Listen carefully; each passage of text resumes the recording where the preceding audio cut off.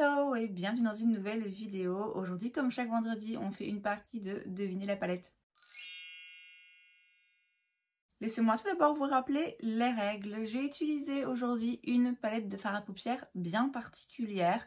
Je vais vous montrer dans un premier temps les teintes de la palette que j'ai utilisée pour arriver à ce résultat. Dans un deuxième temps, je vais vous montrer le reste des teintes qui sont présentes dans la palette mais qui ne se retrouvent pas sur mes paupières.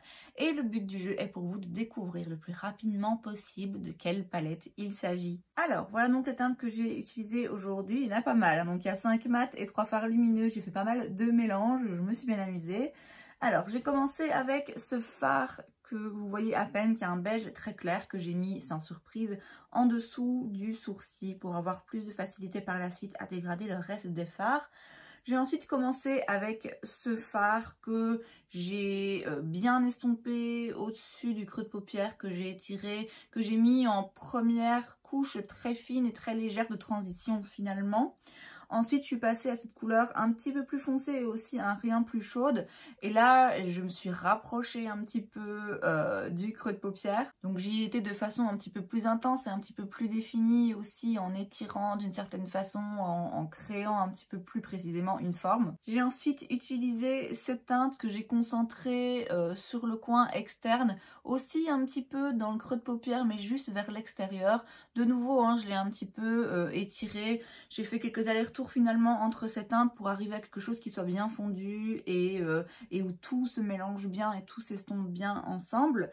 Par la suite, j'ai utilisé cette teinte qui est plus froide, qui est plus mauve par rapport aux autres, mais juste pour mettre en coin externe, pour approfondir un petit peu et avoir quelque chose d'un petit peu plus foncé. Pour les teintes métalliques, de nouveau, j'ai un peu mélangé, j'ai fait quelques allers-retours. J'ai commencé par cette teinte que j'ai mise sur la majeure partie de la paupière mobile. Je suis par la suite repassée avec la teinte foncée ici, au-dessus de la teinte métallique vers le coin externe pour que les deux se mélangent bien, qu'il n'y ait pas une coupure distincte très nette entre le fard métallique et le fard mat. J'ai ensuite utilisé ce métallique un petit peu plus clair, un petit peu plus rosé, plutôt vers le coin interne ici, et par la suite je l'ai repris au doigt pour le superposer sur la première moitié ici de la paupière, le superposer à l'autre métallique, de nouveau pour qu'il y ait quelque chose de continu.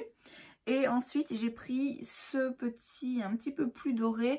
Et là, je l'ai vraiment focalisé sur le coin interne, aussi bien en haut qu'en dessous. Vous voyez, juste là, en point lumineux. J'ai mis du crayon noir en muqueuse, un trait de liner, du mascara et voilà. Voici le reste des teintes. Elles sont au nombre de 10. Donc, vous avez 5 mats supplémentaires, 2 autres fards métalliques, 2 fards pailletés. En fait, c'est des paillettes. Je sais pas si vous les verrez bien, du coup à faire des swatchs c'est compliqué. Et aussi un fard crémeux. On arrive donc à un total de 18 teintes.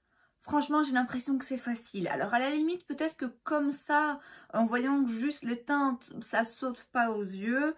Mais quand je vais approfondir vraiment les différentes textures, je pense qu'il n'y a pas photo. Donc comme je l'ai dit, il y a 10 fards mat.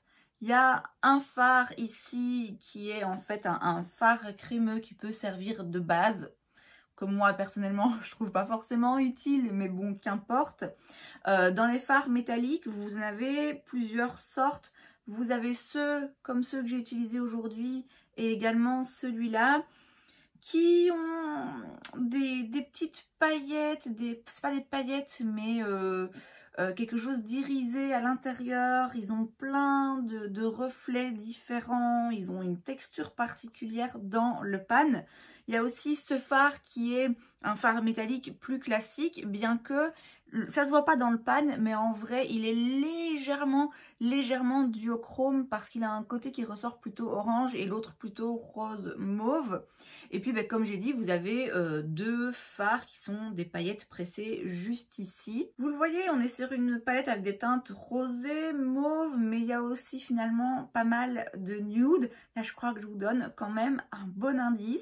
Alors est-ce que vous avez trouvé de quelle palette il s'agit? La palette que j'ai utilisée aujourd'hui pour créer ce look, c'est la New Nude de chez Huda Beauty, qui ressemble à ceci à l'intérieur.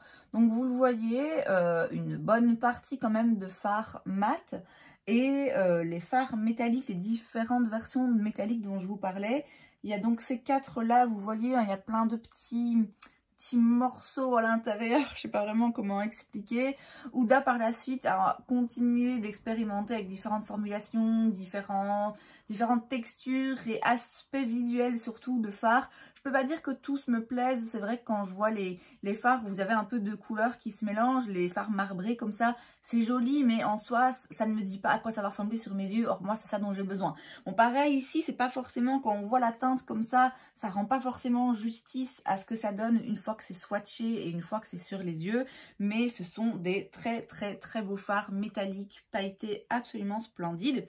Et puis ça c'est le fard dont je vous parlais, qui comme ça en fait quand on le regarde dans le pan, il a l'air métallique mais basique. Limite un peu plat par rapport aux autres qui ont plein de reflets, mais en vrai il est légèrement duochrome. C'est très léger, hein, c'est pas un duochrome intense, mais c'est quand même très joli. Et puis vous avez ces deux fards pailletés là, dont je suis pas fan parce que j'ai pas l'impression qu'il y ait vraiment quelque chose, un gel avec qui fait qu'elles tiennent en place. J'ai plutôt l'impression que ce sont des paillettes pas libres, mais pas pressées avec quelque chose pour vraiment les faire tenir. Donc quoi qu'il arrive, il faut une colle, etc. Je pense pas les avoir déjà utilisées. Bon, en soi, c'est intéressant hein, d'avoir des paillettes dans une palette, mais je sais que ça plaît pas à tout le monde. Et enfin, on a le petit fard ici, Concealed, qui est donc un fard crémeux qui peut servir de base à paupières finalement. Est-ce que j'ai déjà utilisé? Je pense que oui. Ça m'avait pas forcément marqué. Je vous avoue que le fait que ce soit un fard crémeux qui reste comme ça à l'air libre, je trouve pas ça ouf. De nouveau, un petit peu comme les paillettes en fait. C'est bien de le proposer pour les gens qui n'ont pas envie d'avoir une base de fard à paupières et qui disent, bah, tiens, comme ça j'ai vraiment tout dans la palette. Je peux tout faire. J'ai la base, j'ai du mat, j'ai des métalliques, j'ai des paillettes. Si un jour je veux des paillettes et que je veux pas en racheter sur le côté, vous voyez, je comprends l'envie de se dire, on met un petit peu de tout dans la palette. Et en termes de longévité, je suis pas sûre que ce fard là finalement, quand il reste à l'air libre comme ça longtemps, bon, je suis pas sûre que ça le fasse, ça l'aide à tenir le coup. Mais enfin voilà, il est là en l'occurrence, c'est pas très grave s'il y a un fard ou deux dont on se sert moins dans une palette, c'est même assez normal finalement. En termes de formulation, moi les fards Huda c'est une formulation que j'aime bien, je les trouve assez pigmentés, ils s'estompent bien. C'est pas les plus pigmentés, c'est pas ceux qui s'estompent le mieux, mais c'est quand même une formulation que j'apprécie moi travailler. Vous le savez, enfin vous le savez peut-être, la Mercury rétrograde, c'est une de mes palettes favorites de tous les temps, qui en plus est attachée à tellement de bons souvenirs, qui m'a porté chance plus d'une fois. Donc voilà, c'est une formulation que j'aime bien. Je préfère la Mercury, je la trouve un peu plus particulière, mais c'est vrai que celle-ci est aussi très jolie. Et en termes de formulation, comme je dis, on reste sur un bon niveau, avec des métalliques qui sont vraiment intéressants, qui ont des jolis reflets, qui sont très flatteurs je trouve. C'est des métalliques qui sont un peu intenses et pour autant je trouve que ça reste flatteur sur les paupières. C'est pas quelque chose qui va faire des gros paquets ou quoi, c'est vraiment très joli. Pour les mats, comme j'ai dit, pigmentés, ils se travaillent bien, rien à dire vraiment de ce point de vue là. En termes d'harmonie de couleurs, je vous l'ai dit, je préfère la Mercury, je trouve qu'elle est un petit peu plus spéciale que ça. Bah voilà, c'est une harmonie de couleurs que maintenant on a vu et revu dans plein de marques. Mais c'est vrai que c'est assez intéressant parce que vous avez des teintes assez nude, un peu chaudes. Vous avez des teintes mauve et rose un peu plus intense, un peu plus flash, et vous avez aussi des teintes nude mais qui tirent plus vers le rose. Vous avez le petit mauve ici que je trouve vraiment très joli, donc vous avez un bon mélange je trouve de nude mais pas trop nude quand même, coloré mais pas trop coloré quand même. Ça reste des couleurs qui vont très bien en général au plus grand nombre, et un bon mélange aussi de chaud et de froid, de neutre. Donc vraiment une harmonie de couleurs qui a été bien pensée, une distribution entre fards, mat, métalliques et spéciaux bien pensée aussi.